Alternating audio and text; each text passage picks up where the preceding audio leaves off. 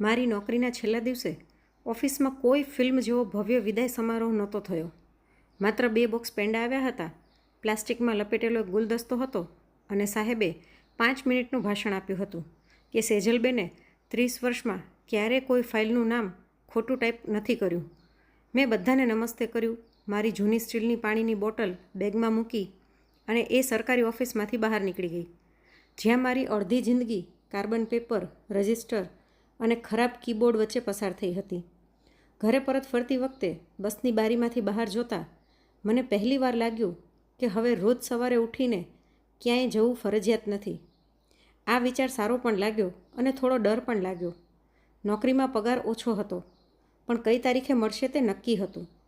નિવૃત્તિ પછી પૈસા તો ખાતામાં હતા, પરંતુ તેની સાથે આગળની કોઈ નક્કી તારીખ નહોતી જેમાં ખાતામાં પૈસા આવે. મારા પતિને ગયે 7 વર્ષ થઈ ગયા હતા. અમારી દીકરી સોનાલી જ મારી સૌથી નજીકની વ્યક્તિ હતી. તે વાગલે એસ્ટેટની એક લોજિસ્ટિક્સ કંપનીમાં કામ કરતી હતી અને પોતાના પતિ નિખિલ સાથે ભાડાના ફ્લેટમાં રહેતી હતી. દર રવિવારે તેનો ફોન આવતો, મમ્મી દવા લીધી, ગેસનું બિલ ભર્યું, એકલા બહાર ન જતા. તેનું આ રીતે પૂછવું મને ગમતું હતું. મારી આસપાસ ઘણી એવી સ્ત્રીઓ હતી જેમના બાળકો વિદેશમાં રહેતા હતા અને તહેવારો પર માત્ર વિડીયો કોલ કરતા હતા. હું વિચારતી કે ચલો, ઓછામાં ઓછું મારી દીકરી તો મારી નજીક છે. નિવૃત્તિના પૈસા આવ્યા ત્યારે મેં એક નોટબુકમાં બધો હિસાબ લખી લીધો. આટલા પૈસા સારવાર માટે, આટલા માસિક ખર્ચ માટે અને આટલા ફિક્સ્ડ ડિપોઝિટમાં. પેન્શનથી રોજિંદો ખર્ચ તો ચાલી શકે, પરંતુ મોટી બીમારી કે હોસ્પિટલનો ખર્ચ પેન્શન જોઈને નથી આવતો. આ વાત હું સમજતી હતી. સોનાલી પણ સમજે છે એવું મને લાગતું હતું. લગભગ 4 મહિના પછી એક શનિવારની સાંજે તે અચાનક આવી. તેના હાથમાં કોઈ બિલ્ડરની ચમકદાર પુસ્તિકા હતી. આવતાની સાથે જ તે બોલી, મમ્મી એકદમ સરસ તક મળી છે. કાસરવડલીમાં નવો પ્રોજેક્ટ છે. અત્યારે બુકિંગ કરીએ તો કિંમત ઓછી પડશે. નિખિલ પણ સાથે હતો. બંને ખૂબ ઉત્સાહિત હતા. તેમણે મોબાઈલમાં ફ્લેટનો નમૂનો બતાવ્યો. નાનું પૂજા ઘર, બાલ્કની, 2 બેડરૂમ અને નીચે બાળકોને રમવા માટેની જગ્યા. સોનાલી વારંવાર બીજા બેડરૂમનો ફોટો બતાવીને કહેતી હતી, આ તમારો રૂમ રહેશે મમ્મી, જ્યારે મન થાય ત્યારે આવી જજો. પછી એકલા રહેવાની જરૂર જ શું છે?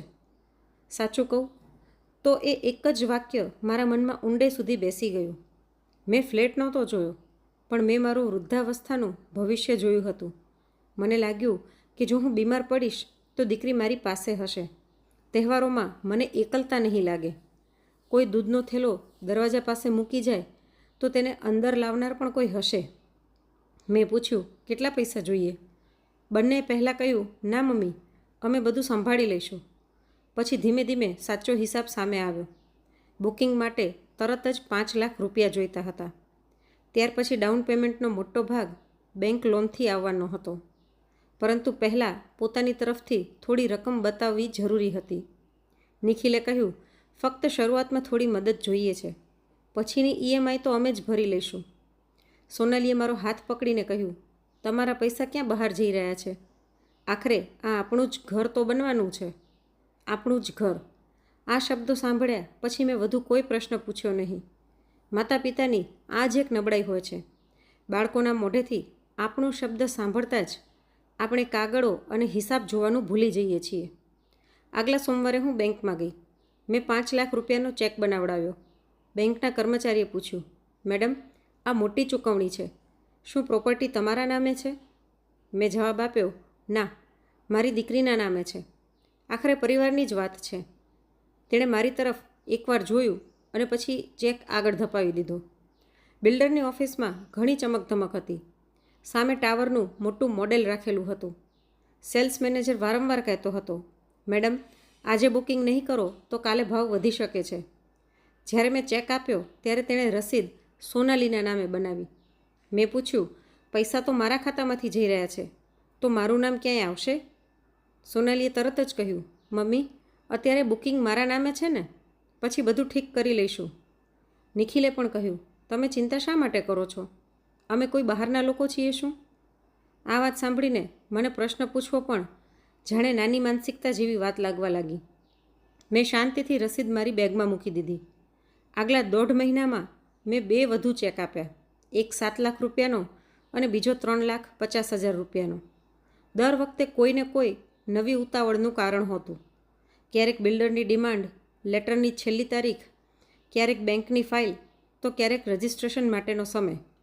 જ્યારે પણ હું પૂછતી, એગ્રીમેન્ટ ક્યારે બતાવશો, ત્યારે સોનાલી કહેતી, મમ્મી, એટલો મોટો દસ્તાવેજ છે, તમને શું સમજાશે? હું બધું જોઈ રહી છું. આ વાત મને અંદરથી દુઃખ આપતી હતી. મેં 30 વર્ષ સુધી એવા દસ્તાવેજો ટાઈપ કર્યા હતા જેના પર લોકોની નોકરી, સંપત્તિ અને ભવિષ્ય નિર્ભર રહેતું હતું. પરંતુ પોતાની દીકરી સામે હું અચાનક એવી સ્ત્રી બની ગઈ હતી જેને કાગળો સમજાતા નથી. તેમ છતાં મેં કંઈ કહ્યું નહીં. મારે ઝઘડો નહોતો કરવો. મને ફક્ત એટલો વિશ્વાસ જોઈતો હતો કે મારી દીકરી મને પોતાની માને છે. ધીમે ધીમે મેં ધ્યાન આપ્યું કે ફ્લેટ સંબંધિત નિર્ણયો મારી સલાહ વગર જ લેવાતા હતા. ટાઇલ્સનો રંગ કયો હશે, રસોડું ક્યાં બનશે, પાર્કિંગ લેવું કે નહીં, આ બધું સોનાલી અને નિખિલ નક્કી કરતા. પરંતુ જ્યારે પૈસા આપવાની તારીખ આવતી ત્યારે ફોન મને જ આવતો, મમ્મી, આ વખતે થોડા પૈસા જલ્દી મોકલી દેજો. એક દિવસ મેં સીધું પૂછ્યું, મારા નામનું શું થયું? સોનાલી હસીને બોલી, અરે મમ્મી, તમે ફરી એ જ વાત શરૂ કરી દીધી. લોનમાં મુશ્કેલી આવે છે. નિવૃત્ત વ્યક્તિનું નામ ઉમેરીએ તો બેંક ઘણા સવાલો પૂછે. હવે તો તમે અમારા સાથે જ રહેવાના છો. મેં કહ્યું, સાથે રહેવું અને નામ હોવું આ બંને અલગ બાબતો છે. તે થોડું મૌન રહી, પછી બોલી, શું તમને અમારા પર વિશ્વાસ નથી? બસ એ જ સવાલ મને રોકી દેતો હતો. વિશ્વાસ છે કે નથી? જાણે કાગળો માંગવા એટલે પ્રેમ પર શંકા કરતા હોય એમ. રજિસ્ટ્રેશન થયા પછી લગભગ 2 અઠવાડિયા બાદ સોનાલી એક જાડી ફાઇલ મારા ઘરે મૂકી ગઈ. તેણે કહ્યું, એગ્રીમેન્ટ થઈ ગયું છે, બધું બરાબર છે. મને મોડું થઈ રહ્યું છે, પછી તમને બધું સમજાવી દઈશ. તે રાત્રે જમ્યા પછી મેં ફાઇલ ખોલી. આ મારી જૂની ટેવ હતી. પહેલાં મેં ફ્લેટ નંબર જોયો, પછી ફ્લોર, પછી કાર્પેટ એરિયા. બધું બરાબર હતું. ચૂકવણીની યાદીમાં રકમો લખેલી હતી, પરંતુ પૈસા કોણે આપ્યા તેનો ઉલ્લેખ નહોતો. મેં પાના ફેરવ્યા અને ખરીદદારવાળો વિભાગ જોયો. ત્યાં માત્ર સોનાલીનું નામ હતું. મેં ફરી વાંચ્યું, પછી આખું પાનું ધ્યાનથી જોયું. મારું નામ ક્યાંય નહોતું, ન સહમાલિક તરીકે, ન પૈસા આપનાર તરીકે, ન કોઈ હક સાથે. મને લાગ્યું કે કદાચ કોઈ બીજા પાના પર હશે. મેં આખી ફાઇલ તપાસી, પણ કંઈ મળ્યું નહીં. બીજે દિવસે મેં સોનાલીને બોલાવી. તે આવી ત્યારે મેં ફાઇલ તેની સામે મૂકી અને પૂછ્યું, મારું નામ ક્યાં છે? તે બિલકુલ ગભરાઈ નહીં. બોલી, મમ્મી, મેં કહ્યું હતું ને, લોનને કારણે તમારું નામ ઉમેર્યું નથી. મેં પૂછ્યું, તો મેં જે પૈસા આપ્યા તેનું શું? તે બોલી, એ તો મદદ છે ને. પરિવારમાં કોણ કોનો હિસાબ રાખે છે? મેં ખૂબ શાંતિથી કહ્યું, જો કાલે આ ફ્લેટ વહેંચાઈ જાય તો? તે બોલી, એ કેમ વેચાશે? મેં પૂછ્યું, જો તમારી નોકરી જતી રહે તો? તે બોલી, મમ્મી, આવી વાતો શા માટે કરો છો? મેં ફરી પૂછ્યું, જો મને હોસ્પિટલ માટે પૈસાની જરૂર પડે તો? આ વખતે તે લાંબા સમય સુધી ચૂપ રહી. સાંજે નિખિલ પણ આવ્યો. તેણે સમજાવવાનો પ્રયત્ન કર્યો, મમ્મી, તમે બિનજરૂરી ચિંતા કરો છો. તમારો રૂમ તો હંમેશા રહેશે. મેં પૂછ્યું, કયા કાગળમાં લખ્યું છે કે મારો રૂમ રહેશે? તેના પાસે પણ કોઈ જવાબ નહોતો. એ જ સમયે મારી નજર ફાઇલમાં રહેલા બીજા એક દસ્તાવેજ પર પડી. તે બેંકનું એક જાહેરનામું હતું. તેમાં લખેલું હતું કે ડાઉન પેમેન્ટ માટેની મુખ્ય રકમ નજીકના સગા પાસેથી કોઈ પણ પરતફેરની શરત વગર પ્રાપ્ત થઈ છે. મેં તે કાગળ સોનાલી સામે મૂક્યો અને પૂછ્યું, આનો અર્થ શું થાય છે? તે બોલી, લોન એજન્ટે કહ્યું હતું કે આવું લખવું પડે. બસ આ માત્ર એક ઔપચારિકતા છે. મેં કહ્યું, તમારા માટે ફોર્માલિટી હશે, પરંતુ બેંક માટે તો આ પુરાવો છે. એ સાંભળતા જ આખા રૂમમાં એકદમ શાંતિ છવાઈ ગઈ. પછી મેં પૂછ્યું, બિલ્ડરને આગળ કેટલી રકમ આપવાની બાકી છે? નિખિલે જવાબ આપ્યો, 4 લાખ રૂપિયા, અને તે પણ 5 દિવસની અંદર. મેં ફાઇલ બંધ કરી અને શાંતિથી કહ્યું, હવે આગળનો ચેક નહીં મળે. સોનાલીએ તરત જ મારી તરફ જોયું. પહેલીવાર મેં અવાજ ઊંચો કર્યા વગર સ્પષ્ટ શબ્દોમાં કહ્યું, કાં તો કાગળોમાં મારો હિસ્સો દાખલ થશે અથવા મેં આપેલા પૈસાનું કાયદેસર રજિસ્ટર્ડ લોન એગ્રીમેન્ટ બનશે. એ વગર મારી નિવૃત્તિનો એક પણ રૂપિયો આ ફ્લેટમાં નહીં જાય. આગળનો ચેક નહીં મળે. આ સાંભળતા જ સોનાલીનો ચહેરો બદલાઈ ગયો. અત્યાર સુધી તેને લાગતું હતું કે હું ફક્ત દુઃખી છું અને થોડું સમજાવશે તો માની જઈશ. તેણે ખુરશી પાછળ સરકાવી અને કહ્યું, મમ્મી, તમને ખબર પણ છે કે તમે શું કહી રહ્યા છો? 5 દિવસમાં પેમેન્ટ નહીં કરીએ તો બિલ્ડર પેનલ્ટી લગાવશે. મેં કહ્યું, તો બિલ્ડર સાથે વાત કરી લો. નિખિલે ધીમા અવાજમાં કહ્યું, વાત કરવાથી શું થશે? એગ્રીમેન્ટ થઈ ગયું છે, અમે વચન આપી દીધું છે. મેં તેની તરફ જોઈને કહ્યું, વચન તમે આપ્યું છે, પણ પૈસા મારા ખાતામાંથી જવાના છે. આ બંને એક જ વાત નથી. સોનાલીની આંખોમાં આંસુ આવી ગયા. તે બોલી, તમે અમારી ખુશી બગાડવા માંગો છો? આ સાંભળીને મને અંદરથી ખૂબ દુઃખ થયું. જે ફ્લેટ માટે હું પહેલેથી જ 15 લાખથી વધુ રૂપિયા આપી ચૂકી હતી, એ જ ફ્લેટની ખુશી બગાડનાર હવે હું બની ગઈ હતી. તેમ છતાં મેં અવાજ ઊંચો કર્યો નહીં. ફક્ત એટલું જ કહ્યું, હું તમારી ખુશી અટકાવી નથી રહી. હું મારું વૃદ્ધાવસ્થાનું ભવિષ્ય ખાલી નથી કરી રહી. એ રાત્રે બંને જમ્યા વગર જ ચાલ્યા ગયા. દરવાજો બંધ થયા પછી હું લાંબા સમય સુધી ખુરશી પર બેઠી રહી. મન વારંવાર કહેતું હતું કે ફોન કરીને કહી દો, બરાબર છે, ચેક લઈ જાઓ. માતાનું દિલ ખરેખર બહુ ભોળું હોય છે. બાળક નારાજ થઈ જાય તો પોતાની જ વાત ખોટી લાગવા લાગે છે. બીજે દિવસે સવારે મારી નાની બહેન સુનીતાનો ફોન આવ્યો. તેણે સીધું જ પૂછ્યું, તે સોનાલીનું પેમેન્ટ રોકી દીધું છે? મને તરત સમજાઈ ગયું કે વાત હવે ઘરની બહાર પણ પહોંચી ગઈ છે. મેં કહ્યું, હા, જ્યાં સુધી કાગળો સ્પષ્ટ નહીં થાય ત્યાં સુધી. તે બોલી, અરે દીકરી જ તો છે, કોઈ બહારનો માણસ તો નથી કે પૈસા લઈને ભાગી જશે. મેં પૂછ્યું, જો બહારનો માણસ હોત તો શું હું કોઈ રસીદ કે લખાણ વગર પૈસા આપત? તે 2 સેકન્ડ માટે ચૂપ રહી. પછી બોલી, સંબંધોમાં એટલો હિસાબ સારો નથી લાગતો. મેં કહ્યું, હિસાબ ત્યારે ખરાબ લાગે છે જ્યારે પૈસા કોઈ બીજા વ્યક્તિના હોય. ફોન મૂકી દીધા પછી મારા હાથ કાંપી રહ્યા હતા. હું કઠોર સ્ત્રી નહોતી. હું એ જ માં હતી જેણે સોનાલીની કોલેજની ફી ભરવા માટે પોતાની 2 સોનાની બંગડીઓ વેચી દીધી હતી અને તેને ક્યારેય આ વાત કહી પણ નહોતી. તેના લગ્નમાં મેં મારી બચેલી રજાઓના પૈસા રોકડ કરાવીને ખર્ચ્યા હતા. પણ ત્યારે ખર્ચ સ્પષ્ટ હતો. ફી એટલે ફી, લગ્ન એટલે લગ્ન. આ વખતે મારા પૈસાથી એવી મિલકત બની રહી હતી જેમાં મારું કોઈ નામ નહોતું, કોઈ માલિકીનો હિસ્સો નહોતો અને પૈસા પાછા મેળવવાનો કોઈ કાનૂની અધિકાર પણ નહોતો. બપોરે સોનાલીનો મેસેજ આવ્યો, મમ્મી, પ્લીઝ નાટક ન કરો, 4 લાખનો ચેક તૈયાર રાખજો. નાટક. આ શબ્દ વાંચતા જ મારા અંદર કંઈક ઠંડુ પડી ગયું. મેં જવાબ આપ્યો, ચેક તૈયાર નહીં હોય. બેંકને આપેલી ગિફ્ટ ડિક્લેરેશનની નકલ મોકલો. તેણે ઘણા કલાકો સુધી કોઈ જવાબ આપ્યો નહીં. સાંજે તેનો ફોન આવ્યો. તે બોલી, એમાં જોવા જેવું કંઈ નથી. મેં કહ્યું, તો પછી મોકલવામાં ડર કેમ લાગે છે? તે ગુસ્સામાં બોલી, તમે દરેક વાતને કોર્ટ કેસ બનાવી રહ્યા છો. મેં જવાબ આપ્યો, હું કોર્ટમાં નથી જઈ રહી, ફક્ત મારા કાગળો માગું છું. બીજે દિવસે તેણે ફોટો મોકલ્યો. અક્ષરો ખૂબ નાના હતા, તેથી મેં તેની પ્રિન્ટ કાઢી. તેમાં સ્પષ્ટ લખેલું હતું કે આ રકમ સ્વેચ્છાએ આપવામાં આવી છે. આપનારનો તેના પર કોઈ દાવો નહીં રહે અને તેને પરત કરવાની કોઈ જવાબદારી પણ નહીં હોય. નીચે સોનાલી અને નિખિલના હસ્તાક્ષર હતા. મારા હસ્તાક્ષર નહોતા, પરંતુ મારા પૈસા વિશેનો નિર્ણય તેઓ પહેલેથી જ કરી દીધો હતો. એ દિવસે મેં પહેલીવાર બધી ગણતરી બરાબર કરી. મેં બેંકની પાસબુક કાઢી, ચેકબુકના કાઉન્ટર ફોઇલ કાઢ્યા અને બિલ્ડરની રસીદો સામે મૂકી. પહેલો ચેક 5 લાખ રૂપિયા, બીજો ચેક 7 લાખ રૂપિયા, ત્રીજો ચેક 3,50,000 રૂપિયા, કુલ 15,50,000 રૂપિયા. આ મારી ગ્રેચ્યુઇટીના મોટા ભાગની રકમ હતી.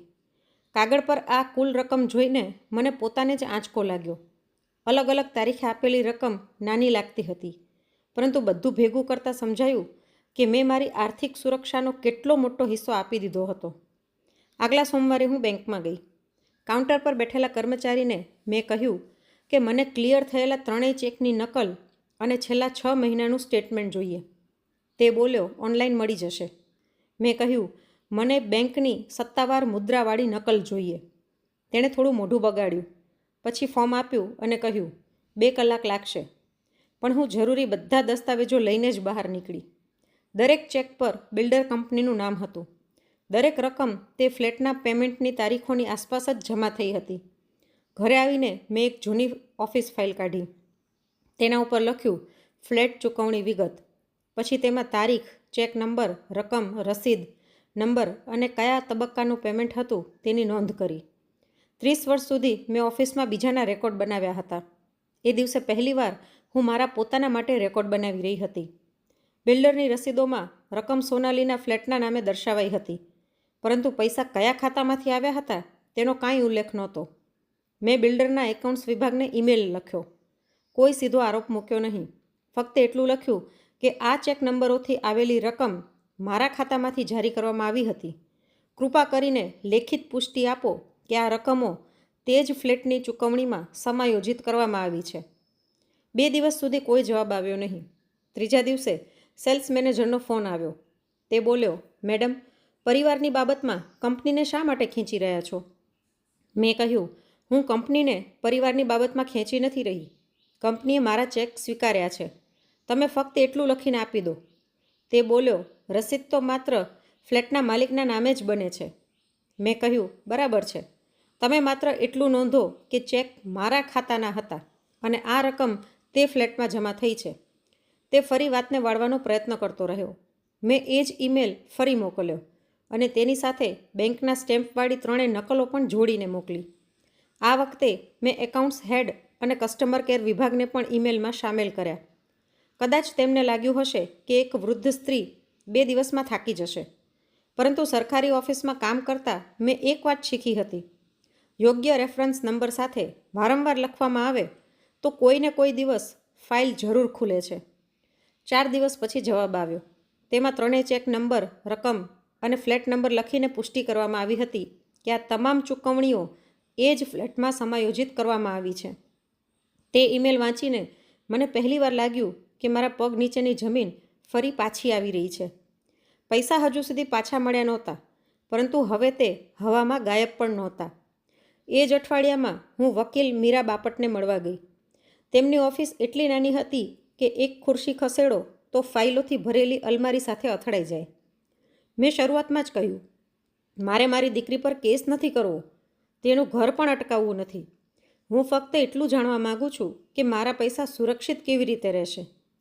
તેમણે આખો હિસાબ જોયો, બેંક સ્ટેટમેન્ટ વાંચ્યું અને ગિફ્ટ ડિક્લેરેશનને લાંબા સમય સુધી ધ્યાનથી નિહાળ્યું. પછી તેમણે કહ્યું, તમારી પાસે ચૂકવણીના સારા પુરાવા છે, પરંતુ અત્યારે સમસ્યા એ છે કે બીજી તરફથી એવું કહેવામાં આવી શકે છે કે તમે આ પૈસા ભેટ તરીકે આપ્યા હતા. મેં પૂછ્યું, મારી મંજૂરી વગર? તેમણે કહ્યું, હા, એ જ મુદ્દો વિવાદનો બનશે. પૈસા તમારા ખાતામાંથી ગયા છે, પરંતુ જો કોઈ લેખિત શરત નહોતી તો પછી તમારી મરજી અને ઈરાદો સાબિત કરવો મુશ્કેલ થઈ શકે. મેં પૂછ્યું, તો હવે શું કરવું? તેમણે 2 રસ્તા બતાવ્યા. પહેલો, બિલ્ડર અને બેંકની મંજૂરીથી મને સહમાલિક બનાવવામાં આવે. પરિવાર જે હિસ્સો નક્કી કરે તે રજિસ્ટર્ડ દસ્તાવેજમાં નોંધાય. બીજો, સોનાલી અને નિખિલ સાથે એક રજિસ્ટર્ડ ફેમિલી લોન એગ્રીમેન્ટ બનાવવામાં આવે, જેમાં અત્યાર સુધી આપેલી રકમ પરત કરવાની શરતો અને ભવિષ્યના પેમેન્ટની વિગતો સ્પષ્ટ લખાય. મેં પૂછ્યું, જો તેઓ બંને ના પાડી દે તો? મીરાબેને ચશ્મા ઉતારીને કહ્યું, તો પછી 1 પણ રૂપિયો વધુ આપશો નહીં. જે થઈ ગયું છે તેને બચાવવા માટે બધા રેકોર્ડ સાચવી રાખો, પરંતુ ખોટા નિર્ણયને વધુ પૈસા આપીને મોટો ન બનાવો. ઘરે આવીને મેં સોનાલીને આ બંને વિકલ્પ મોકલી આપ્યા. તેણે તરત જ ફોન કર્યો અને પૂછ્યું, તમે વકીલ પાસે ગયા હતા? મેં કહ્યું, હા. તે લગભગ રડતા અવાજમાં બોલી, લોકો શું કહેશે? માં પોતાની દીકરીને કાનૂની નોટિસ મોકલે છે? મેં કહ્યું, મેં કોઈ નોટિસ નથી મોકલી, ફક્ત 2 સુરક્ષિત રસ્તા બતાવ્યા છે. પછી નિખિલે ફોન લીધો અને કહ્યું, તમને સહમાલિક બનાવવું સહેલું નથી. બેંક ફરી ફાઇલ તપાસશે, વધારાના ખર્ચા થશે અને રજિસ્ટ્રેશનમાં ફેરફાર કરવો પડશે. મેં કહ્યું, તો પછી લોન એગ્રીમેન્ટ કરી લો. તે બોલ્યો, પોતાના લોકો વચ્ચે લોન એગ્રીમેન્ટ કરવું બહુ અજીબ લાગશે. પહેલીવાર મેં થોડા કડક શબ્દોમાં જવાબ આપ્યો. બેંક સામે મારા પૈસાને ગિફ્ટ બતાવવું અજીબ નહોતું લાગ્યું, પરંતુ મારા સામે લોન લખવી અજીબ લાગે છે. તે પછી ઘરમાં ફરી શાંતિ છવાઈ ગઈ. બીજે દિવસે સોનાલી મારા ઘરે આવી. તેની આંખો સૂજી ગયેલી હતી. તે બોલી, તમને હવે મારા પર વિશ્વાસ જ નથી રહ્યો. મેં કહ્યું, વિશ્વાસ છે, પરંતુ વિશ્વાસ હોસ્પિટલનું બિલ ચૂકવતો નથી. વિશ્વાસ લગ્ન જીવનની મુશ્કેલીઓમાં મિલકત બચાવતો નથી. વિશ્વાસ કોઈના મૃત્યુ પછી કાગળો બદલી શકતો નથી. તે બોલી, હું તમારી દીકરી છું. મેં કહ્યું, એટલા માટે જ હું પોલીસ પાસે નથી ગઈ. બિલ્ડરને ચૂકવણી રોકવાની નોટિસ નથી મોકલી. અને પરિવારની વચ્ચે કોઈ તમાશો નથી કર્યો. પરંતુ દીકરી હોવાનો અર્થ એ નથી કે મારા પૈસાની શરતો નક્કી કરવાનો અધિકાર તમને મળી જાય.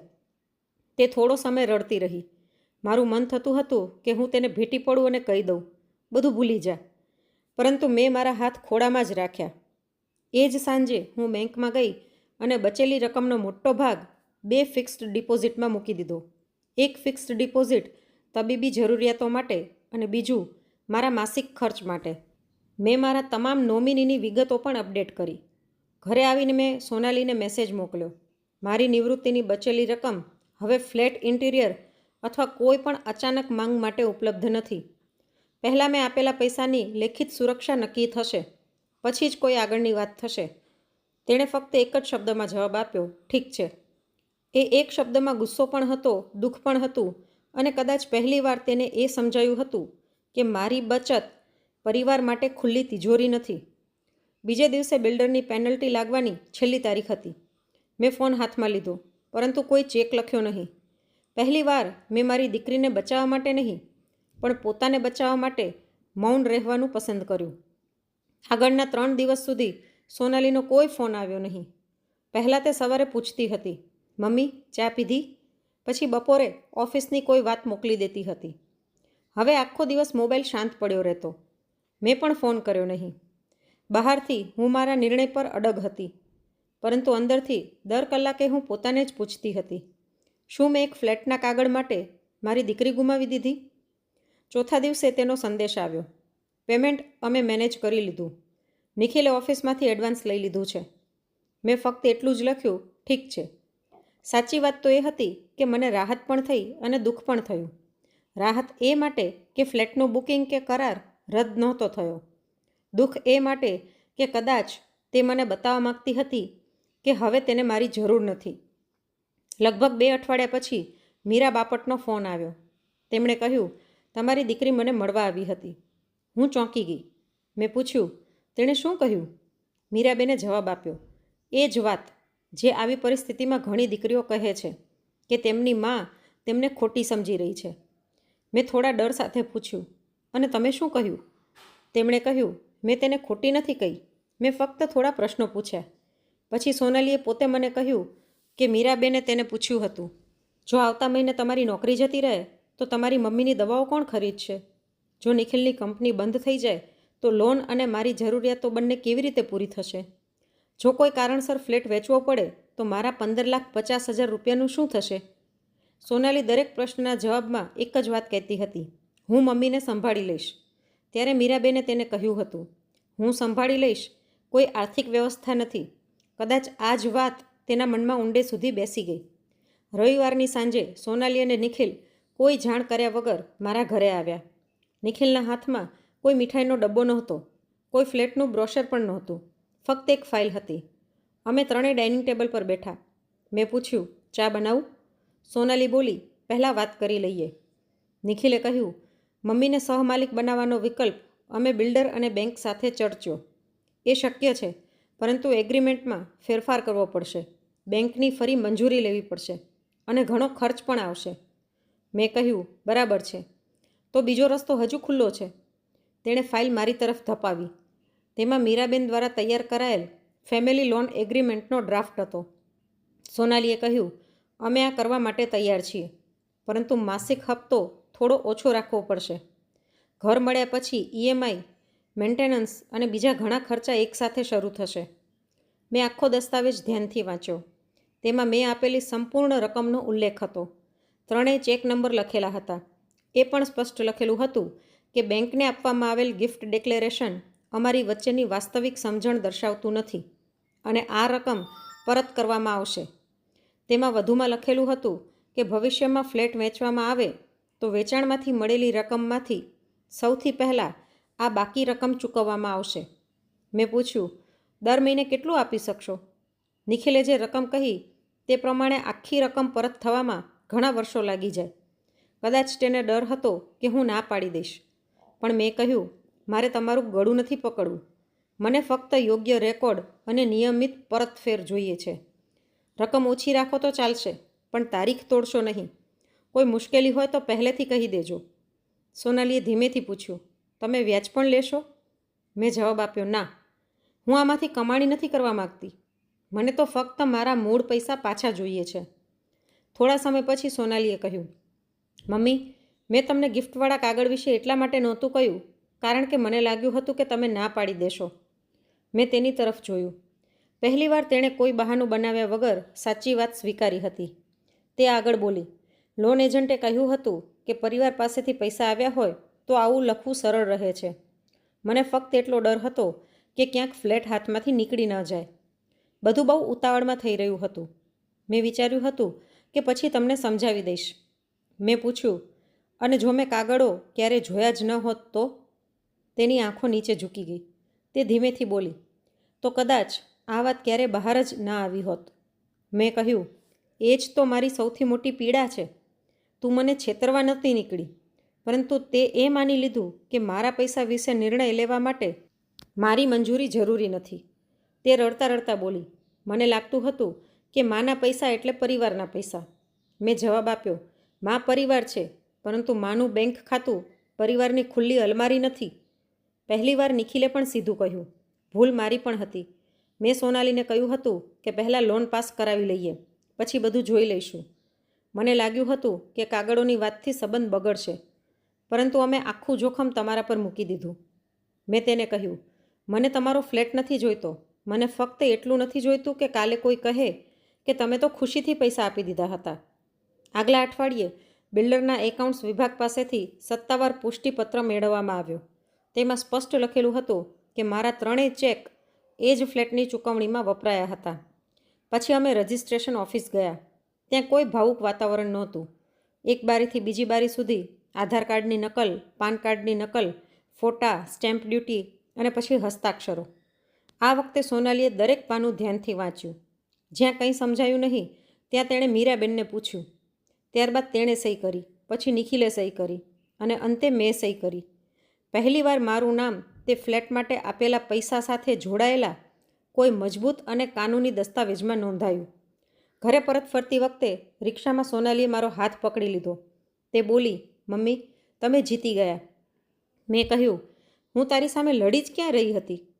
તે બોલી, છતાં પણ તમે અમને રોકી દીધા. મેં જવાબ આપ્યો, હા, કારણ કે ક્યારેક પોતાના લોકોને રોકવું જ સંબંધ બચાવવાનો રસ્તો હોય છે. ફ્લેટનું કામ આગળ વધતું રહ્યું. થોડા દિવસ પછી સોનાલીનો ફોન આવ્યો. મમ્મી, મોડ્યુલર કિચનનો ખર્ચ વધી ગયો છે. તમે 1 લાખ રૂપિયા વધુ. તે પોતાનું વાક્ય પૂરું પણ કરી શકી નહીં. મેં શાંતિથી કહ્યું, ના. થોડી ક્ષણો સુધી મૌન રહ્યું. પછી તે બોલી, બરાબર છે, અમે સામાન્ય કિચન કરાવી લઈશું. ન તો તેણે નારાજગી બતાવી અને ન તો મને કોઈ અપરાધ બોધ થયો. કદાચ અમારી નવી મર્યાદાઓની આ પહેલી સાચી કસોટી હતી. ફ્લેટનો કબજો મળ્યા પછી 2 મહિના બાદ પહેલી હપ્તાની રકમ મારા ખાતામાં આવી. રકમ બહુ મોટી નહોતી, પરંતુ મોબાઈલ પર તે મેસેજ જોઈને જે શાંતિ અને રાહત મને મળી તે રકમ કરતાં ઘણી મોટી હતી. આગલા મહિને પણ પૈસા સમયસર આવી ગયા. 3જા મહિને નિખિલે પહેલેથી જ ફોન કરીને કહ્યું કે તેની કંપનીમાં પગાર મોડો આવશે, એટલે હપ્તો 5 દિવસ મોડો થશે. મેં કહ્યું, બરાબર છે, તમે પહેલેથી જાણ કરી દીધી, બસ એટલું જ મહત્ત્વનું છે. ધીમે ધીમે અમારી વચ્ચેની વાતચીત ફરી સામાન્ય થવા લાગી. સોનાલી ફરી મારી દવાઓ વિશે પૂછવા લાગી અને હું પણ તેની ઓફિસની મુશ્કેલીઓ સાંભળવા લાગી. ફરક માત્ર એટલો હતો કે હવે તે કોઈ પણ કાગળ પર સહી કરતા પહેલાં મને બતાવતી હતી. ગૃહ પ્રવેશના દિવસે નવો ફ્લેટ ગલગોટાના ફૂલોથી સજાવ્યો હતો. રસોડું નાનું અને સાદું હતું. ડ્રોઈંગ રૂમમાં હજુ બધું ફર્નિચર પણ નહોતું આવ્યું. મારી બહેન સુનીતાએ હસતા કહ્યું, સેજલ, હવે તો તું અહીં જ આવીને રહે. આખરે અડધા પૈસા તો તારા જ છે. હું કંઈ બોલવા માટે મોઢું ખોલું એ પહેલાં જ સોનાલી બોલી ગઈ. તે બોલી, મમ્મીએ અમારી મદદ કરી છે, પણ એ પૈસા મફતમાં આપ્યા નહોતા. અમે તેમને પાછા આપી રહ્યા છીએ. રૂમમાં 2 સેકન્ડ માટે શાંતિ છવાઈ ગઈ. પછી વાતનો વિષય બદલાઈ ગયો. મારા માટે એ 2 સેકન્ડ જ ઘણા હતા. મારે કોઈની સામે માલિક બનીને ઊભું રહેવું નહોતું. મારે ફક્ત એટલું જ જોઈતું હતું કે મારી ઓળખ અને મારા હક ગાયબ ન થઈ જાય. તે સાંજે હું બીજા બેડરૂમની બારી પાસે બેઠી હતી. સોનાલી ચા લઈને આવી અને બોલી, આ રૂમ તો તમારો જ છે. મેં હસીને કહ્યું, આ તારા ઘરનો રૂમ છે. મારું વૃદ્ધાવસ્થાનું ભવિષ્ય માત્ર આ રૂમના સહારે નથી. તે માથું હલાવીને સંમત થઈ. આ વખતે તેને મારી વાત ખરાબ લાગી નહીં. મારું પોતાનું ઘર હતું, મારું પોતાનું પેન્શન હતું, મારી સારવાર માટેનો અલગ ફંડ હતો અને મારા પૈસાનો કાયદેસર નોંધાયેલ પુરાવો પણ હતો. સૌથી મહત્ત્વની વાત એ હતી કે મારી દીકરી પણ મારી સાથે હતી. અમારો સંબંધ તૂટ્યો નહોતો. ફક્ત પહેલીવાર એ સંબંધમાં પ્રેમ સાથે સાથે સન્માન અને સ્પષ્ટ મર્યાદાની એક રેખા પણ આવી ગઈ હતી. મિત્રો, આ વાર્તાનો સાર એ છે કે પરિવારમાં પ્રેમ અને વિશ્વાસ ખૂબ જરૂરી છે, પરંતુ પૈસાની બાબતમાં લેખિત પુરાવો અને સ્પષ્ટતા પણ એટલી જ જરૂરી છે. સાચો સંબંધ એ જ છે જેમાં પ્રેમ સાથે જવાબદારી અને પારદર્શિતા પણ હોય.